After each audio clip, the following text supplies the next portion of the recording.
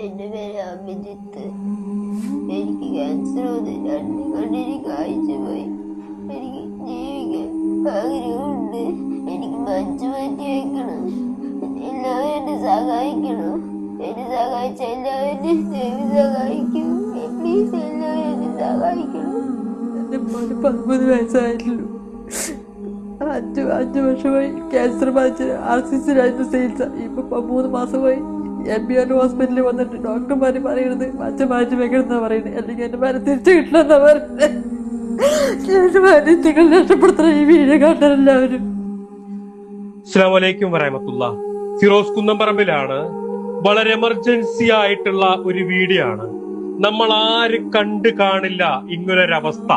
13 വയസ്സുള്ള അഭിജിത്ത് എന്ന് പറയുന്ന ഒരു പൊന്നുമോന് മാരകമായിട്ടുള്ള ബ്ലഡ് ക്യാൻസർ ബാധിച്ചിട്ട് അതിന്റെ 3ാമത്തെ സ്റ്റേജിലാണ്.